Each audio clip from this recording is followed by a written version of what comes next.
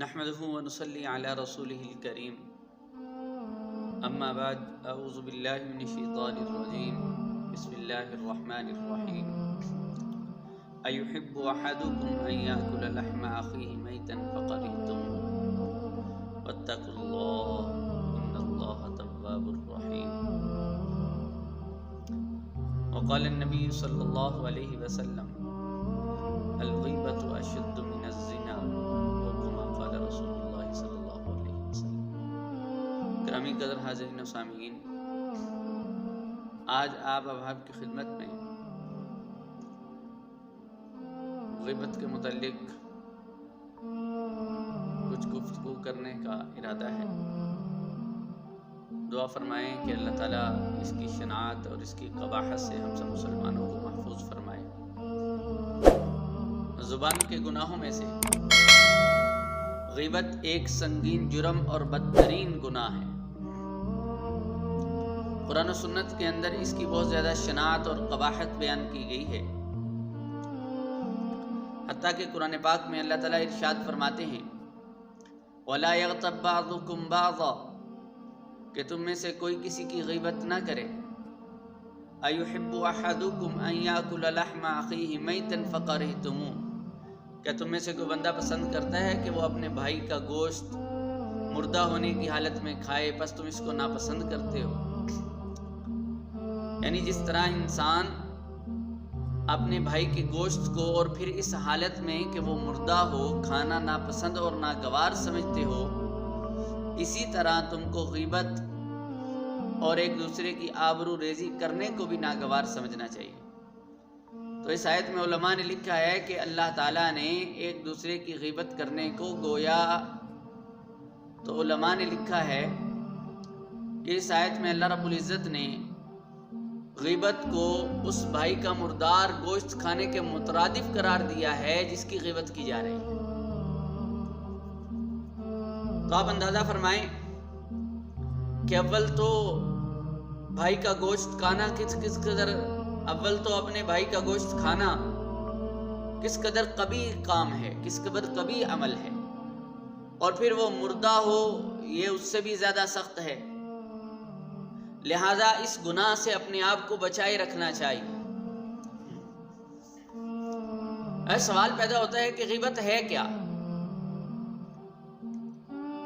تو سب سے پہلے غیبت کا مفہوم بیان کرتا ہوں کہ غیبت کہتے کس کو ہیں. تو حضرت ابو ہریرہ رضی اللہ تعالیٰ عنہ ارشاد فرماتے ہیں کہ رسول اقدس صلی اللہ علیہ وسلم نے ایک مرتبہ صحابہ سے پوچھا اتدرون ما الغیبہ، صحابہ کیا تمہیں معلوم ہے کہ غیبت کیا ہے؟ قربان جائیں اصحاب پیغمبر صلی اللہ علیہ وسلم کے ادب اور احترام پر کہ جب بھی نبی پاک صلی اللہ علیہ وسلم اس طرح کا کوئی سوال کیا کرتے تھے تو آپ علیہ السلام کے صحابہ اور شاگرد ادب اور احترام کے دائرے کو ملحوظ رکھتے ہوئے عرض کیا کرتے تھے کہ اے اللہ کے رسول، اللہ اور اللہ کے رسول ہی زیادہ بہتر جانتے ہیں. تو صحابہ نے کہا اللہ و رسولہ اعلم، کہ اللہ اور اس کے رسول اس کو زیادہ جانتے ہیں. تو رسول اقدس صلی اللہ علیہ وسلم نے ارشاد فرمایا ذکرک اخاک بما یکرہ، کہ اپنے بھائی کی پشت پیچھے اس کی برائی کو بیان کرنا، اس کا تذکرہ اور ذکر اس انداز سے کرنا کہ اگر اس کے سامنے اس طرح کا تذکرہ کیا جاتا تو اس کے اوپر یہ تذکرہ ناگوار گزرتا، اس کو اس سے تکلیف ہوتی، وہ اس کو ناپسند سمجھتا. اس کو غیبت کہتے ہیں. تو حاضرین میں سے کسی شخص نے کہا ان کان فی اخی ما اقول، کہ اگر میں اس کے پس پشت جو بات کر رہا ہوں وہ میرے بھائی کے اندر موجود ہو. تو حضور اقدس صلی اللہ علیہ وسلم نے فرمایا کہ اگر وہ بات جو تم کر رہے ہو وہ اس کے اندر موجود ہے فقط اغتبتہ، تو تحقیق تم نے اس کی غیبت کی. وَإِن لَّمْ يَكُنْ فِيهِ مَا تَقُولُ، اور اگر وہ بات جو تم کہہ رہے ہو وہ اس کے اندر موجود نہیں ہے تو تم اس کے اوپر بہتان لگا رہے ہو. یہ اس سے بھی سنگین جرم ہے، یعنی گویا کہ تم دوہرا جرم کر رہے ہو، ایک تو غیبت کر رہے ہو، دوسرا بہتان باندھ رہے ہو، جھوٹ بھی بول رہے ہو اور بہتان بھی باندھ رہے ہو. یہ اس سے بڑھ کر جرم ہو جاتا ہے. گویا اس حدیث کی روح سے غیبت کی تعریف یہ معلوم ہوئی کہ اپنے بھائی کی پشت کے پیچھے اس کی برائی کو بیان کرنا. آج آپ اپنی محفلوں کو، اپنی مجلسوں کو، اپنی بیٹھکوں کو دیکھ لیں کہ ہماری بیٹھکوں کے اندر عمومی طور پر رواج ہو چکا ہے کہ جب بھی 2 4 5 لوگ بیٹھتے ہیں تو وہ کسی نہ کسی کی غیبت کے اندر مبتلا ہو جاتے ہیں اور ان کو اس بات کا احساس ہی نہیں ہوتا کہ وہ کوئی گناہ کر رہے ہیں، اور اس کو گناہ سمجھا بھی نہیں جاتا۔ ہمارے ڈیرے غیبتوں سے آباد ہیں، ہماری محفلیں غیبتوں سے آباد ہیں، وغیرہ وغیرہ، جہاں پر بھی ہم نے بیٹھنا ہے۔ اگر غیبت ہماری گفتگو سے نکال دی جائے تو شاید کہ خاموشی کے سوا کچھ بھی نہ بچے۔ اس لیے میرے محترم دوستو، یہ چونکہ بڑا ہی سنگین جرم ہے، یہ اسی طرح کا گناہ کبیرہ ہے جس طرح زنا گناہ کبیرہ ہے، جس طرح چوری کرنا گناہ کبیرہ ہے، جس طرح ڈاکہ مارنا گناہ کبیرہ ہے، جس طرح قتل ناحق گناہ کبیرہ ہے۔ جس طرح ان گناہوں کی شناعت اور قباحت آپ کے دلوں کے اندر موجود ہے، اسی طرح غیبت کی شناعت اور قباحت بھی آپ کے دلوں میں موجود ہونی چاہیے۔ اور بلکہ یہاں پر میں اس سے بڑھ کر ایک بات کہنا چاہتا ہوں کہ ان گناہوں کی بنسبت غیبت کی شناعت اور قباحت اور اس کی سنگینی بہت زیادہ ہے۔ اس کی وجہ یہ ہے کہ زنا کا تعلق انسان کی ذات کے ساتھ ہے۔ کبھی انسان کو ندامت ہوگی، کبھی انسان کو شرمندگی ہوگی، وہ اللہ تعالیٰ سے معافی مانگ لے گا۔ اسی طرح اگر انسان نے کوئی اور گناہ کیا ہے، نماز چھوڑ دی ہے، روزہ چھوڑ دیا ہے، اور اس نے جو ہے وہ زکوٰۃ ادا نہیں کی، تو اس کا تعلق انسان کی اپنی ذات کے ساتھ ہے۔ اس کو کبھی شرمندگی ہوگی تو وہ اللہ تعالیٰ سے معافی مانگ لے گا۔ لیکن غیبت ان سے ایک درجہ بڑھ کر اس لیے گناہ ہے کہ غیبت کے اندر حقوق العباد کا تعلق ہوتا ہے، کہ غیبت کا تعلق حقوق العباد سے ہے۔ یہ اللہ کے معاف کرنے سے بھی معاف نہیں ہوگا جب تک کہ وہ بندہ معاف نہ کرے جس کی غیبت کی جا رہی ہے۔ اس لیے حدیث میں رسول پاک صلی اللہ علیہ وسلم نے ارشاد فرمایا، الغیبۃ اشد من الزنا، کہ غیبت زنا سے زیادہ سخت ہے۔ ایک تو اسی وجہ سے کہ اس کا تعلق بندے کے ساتھ ہے، بندہ معاف کرے گا تو اللہ معاف فرمائیں گے، اور ایک اس وجہ سے کہ محدثین لکھتے ہیں کہ زنا کرنے کے بعد انسان کو ندامت، شرمندگی ہو جاتی ہے، دل کے اندر یہ داعیہ پیدا ہوتا ہے کہ میں اپنے رب کے حضور جھک جاؤں اور اللہ تعالیٰ سے معافی مانگ لوں، مجھ سے بہت بڑا گناہ ہو چکا ہے۔ لیکن غیبت کے بعد عام طور پر یہ خیال لوگوں کے ذہن کے اندر پیدا نہیں ہوتا، گویا لوگ غیبت کو گناہ سمجھتے ہی نہیں، ثواب سمجھ کے کر رہے ہوتے۔ اس وجہ سے حضور اقدس صلی اللہ علیہ وسلم نے اتنا سخت جملہ غیبت کے متعلق ارشاد فرمایا الغیبۃ اشد من الزنا، غیبت جو ہے وہ زنا سے زیادہ سخت کام ہے، زنا سے زیادہ سنگین جرم ہے۔ اس لیے میرے پیارو، میرے محترم دوستو، اپنے آپ کی اس گناہ سے حفاظت کریں، اپنی مجلس کو اس گناہ سے پاک کریں۔ کسی مجلس کے اندر غیبت ہو رہی ہو تو یہاں تو اس مجلس کا جو ہے وہ یہاں تو اس مجلس کی گفتگو کا رخ چینج کر دیں، یا اگر آپ اس پر قادر نہیں ہیں تو اس مجلس کو بدل لیں، اس مجلس سے اٹھ کے چلے جائیں۔ اور ایک روایت میں رسول پاک صلی اللہ علیہ وسلم ارشاد فرماتے ہیں، آپ نے فرمایا، لما اریج بی مررت بقوم لهم اظفار من نحاس یغمشون وجوہہم وصدورہم، کہ معراج والی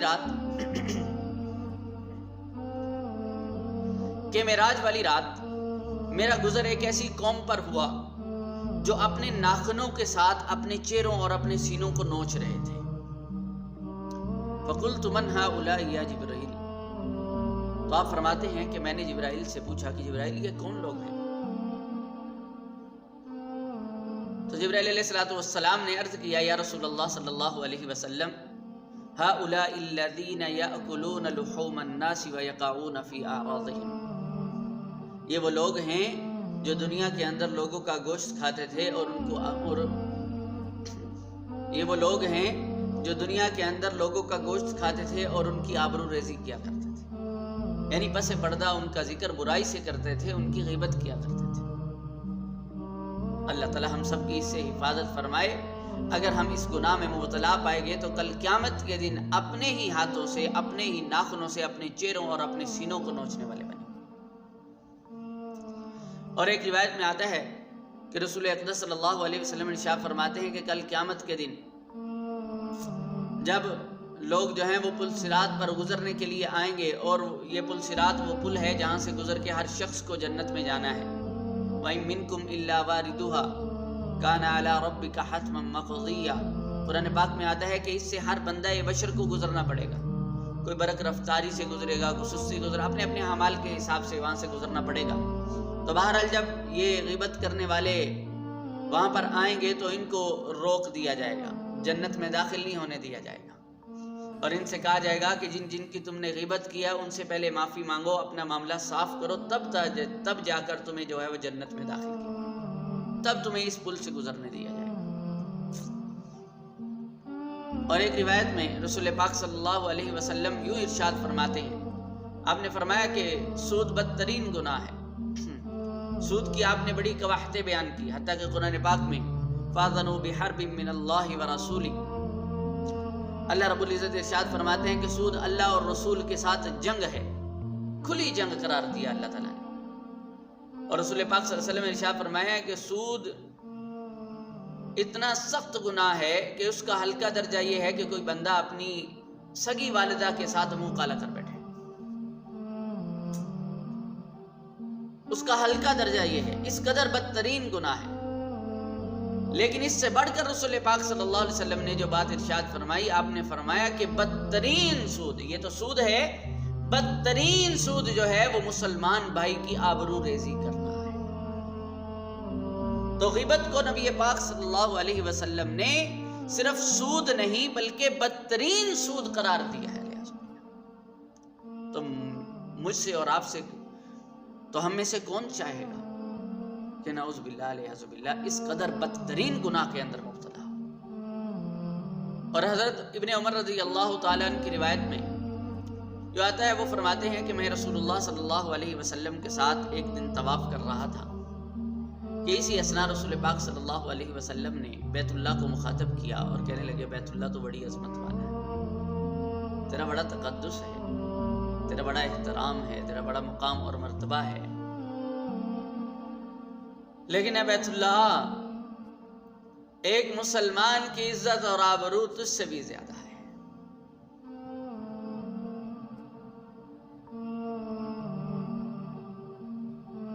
ایک مسلمان کی عزت اور آبرو، لہذا اگر کوئی بندہ کسی کی آبرو ریزی کرتا ہے تو اس کو اس قدر گناہ ملے گا جس قدر کے بیت اللہ کو ڈھانے کا گناہ ہوتا ہے۔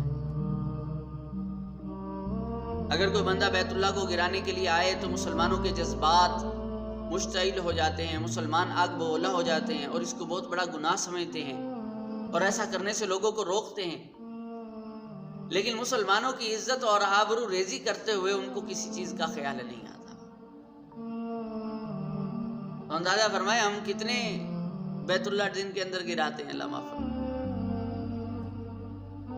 تو بیت اللہ گرانے سے بھی بڑا گناہ جو ہے وہ مسلمان کی آبرو ریزی کرنا ہے، مسلمان کی بے عزتی کرنا ہے، مسلمان کا برائی کے ساتھ پس پشت اس کا تذکرہ کرنا ہے۔ تو اس لیے میرے محترم دوستو، اپنی مجلسوں کو اس گناہ سے پاک کرو۔ اس کی سنگینی یہ نہایت ہی سخت گناہ ہے، زبان کے گناہوں میں سے بدترین اور مہلک ترین گناہ ہے۔ اس لیے اپنی مجلسوں کو اس گناہ سے پاک کرنے کی کوشش کریں۔ اب غیبت سے بچا کیسے جا سکتا ہے؟ تو غیبت سے بچنے کا طریقہ بھی علماء کرام نے بتایا ہے۔ اللہ تعالیٰ ان کی قبروں کو منور فرمائے، ان کی قبروں کو جنت کے باغوں میں سے باغ بنائے۔ علماء کے لیے دعا کرتے رہا کریں، یہ امت کے محسن ہوتے ہیں۔ تو حضرت مولانا اشرف علی تھانوی رحمۃ اللہ علیہ ارشاد فرماتے ہیں کہ غیبت سے بچنے کا طریقہ یہ ہے کہ کسی کا تذکرہ کیا ہی نہ جائے۔ جب بھی کسی مجلس کے اندر بیٹھیں، اپنے مقصد کی گفتگو، مطلب کی گفتگو کی جائے، کسی دوسرے اور تیسرے کا تذکرہ چھیڑا ہی نہ جائے، نہ اچھا تذکرہ کیا جائے نہ برا تذکرہ۔ اس لیے کہ جب آپ کسی کا اچھا تذکرہ شروع کریں گے تو شیطان اس قدر لعین اور مردود ہے کہ وہ اچھے تذکرے کے اندر برا تذکرہ بھی شامل کر دے۔ تو آپ کسی کا اچھا تذکرہ شروع کریں گے، آغاز کریں گے، لیکن اچھا کرتے آپ اس کی برائی کے اوپر آ جائیں۔ تو انہوں نے غیبت سے بچنے کا طریقہ، ایک طریقہ تو یہ بتایا ہے کہ انسان کسی کا تذکرہ چھیڑے ہی نہ، کسی کا ذکر ہی نہ کرے۔ حضرت امام حسن بصری رحمۃ اللہ علیہ ارشاد فرماتے ہیں کہ غیبت سے بچنے کا طریقہ یہ ہے کہ جب ہی غیبت کرنے لگے یا غیبت ہونے لگے یا ایسی مجلس میں بیٹھے تو انسان ان وعیدات کو جو رسول اللہ صلی اللہ علیہ وسلم نے ارشاد فرمائی ہیں اور قرآن کے اندر اس کی جو شناعت اور قباحت بیان کی گئی ہے اس کو اپنے ذہن میں لانے کی کوشش کرے اور اس کو ذہن میں لا کر اس گناہ سے دور رہنے کی کوشش کرے۔ بہرحال یہ طریقے حضرات علماء کرام نے بیان فرمائے ہیں۔ دعا فرمائیں اللہ تعالیٰ ہمیں اس کی شناعت اور قباحت سے محفوظ فرمائے۔